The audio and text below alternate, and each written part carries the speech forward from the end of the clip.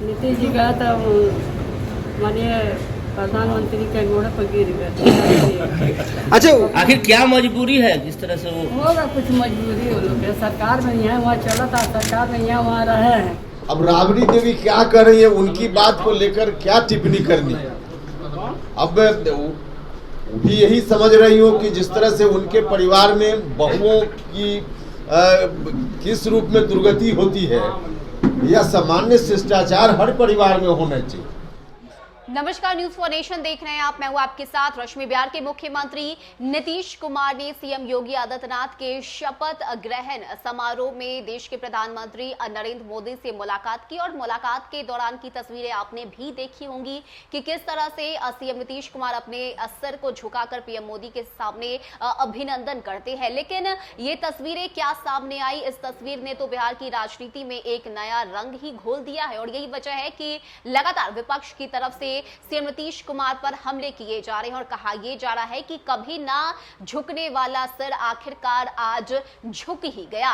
बता दें कि सदन के बाहर आज बिहार की पूर्व मुख्यमंत्री राबड़ी देवी ने सीएम नीतीश कुमार पर कटाक्ष करते हुए ये कहा कि देखा ना कि किस तरह से पीएम मोदी के सामने सीएम नीतीश कुमार का सर झुक गया। ये दिखाता है कि सीएम नीतीश कुमार कितने मजबूर है, और हो भी क्यों ना, क्योंकि यहाँ तो गठबंधन की सरकार है। लेकिन इस बीच आपको बताएं कि इस बयान को लेकर, यानी कि जो कुछ भी कटाक्ष राबड़ी देवी की तरफ से किया गया, इसको लेकर अब उपेंद्र कुशवाहा का वो पलटवार सामने आया है, जिसमें उन्होंने साफ कर दिया कि ये सीएम नीतीश कुमार के शिष्टाचार को दिखाता है और दर्शाता है कि सीएम नीतीश कुमार कितने गुणवान हैं, आपकी तरह नहीं हैं जो अपने परिवार के ही लोगों को गालियां दे। सबसे पहले आपको सुनवाते हैं कि राबड़ी देवी ने क्या कहा और उपेंद्र कुशवाहा ने किस तरह से राबड़ी देवी पर अपना ये पलटवार किया। अरे भैया, अब शिष्टाचार भी उन्हीं लोगों की तरह करने की अपेक्षा करते हैं क्या माननीय मुख्यमंत्री जी या हम लोगों से,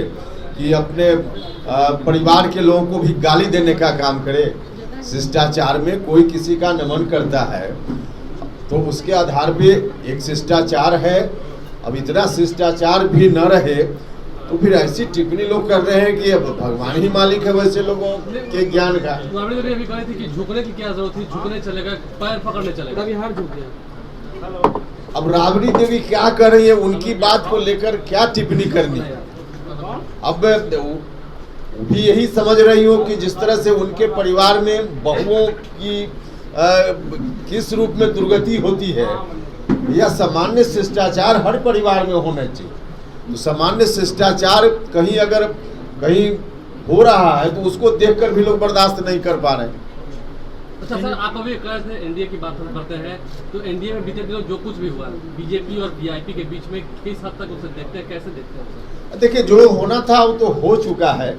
अब जो कुछ भी उस पर मुझको कहना था मैंने कहा भी है, तो अब बार बार उसी बात को लेकर एक ही प्रश्न को रोज रोज उसका उत्तर दिया जाए, इसकी कोई जरूरत नहीं। इस्तीफा ना देने पर सर सवाल उठ रहा है।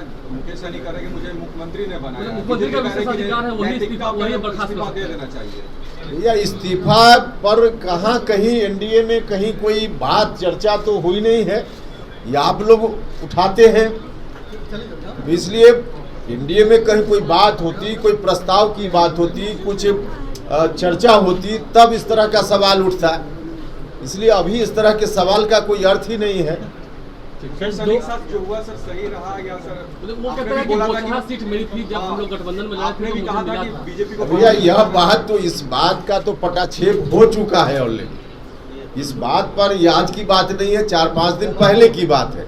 तो 4-5 दिन पहले की घटना जिसका पटाक्षेप हो गया, अब उस पर फिर से उस विषय को उठाने की क्या जरूरत है? मतलब मन में उनके दुख है। जदयू से उम्मीद अभी भी लगा के मुकेश सहनी जी बैठे हुए हैं। जदयू से पूरे बिहार के लोगों को उम्मीद है, और उम्मीद तो रहनी भी चाहिए। इतना अच्छा काम मुख्यमंत्री जी के नेतृत्व में हो रहा है बिहार में, तो स्वाभाविक है, हर लोगों की अपेक्षा है, उम्मीद है। सर, 2 फोटो वायरल हो रहे हैं 2012 के। एक फोटो में जो है नरेंद्र मोदी जी नीतीश कुमार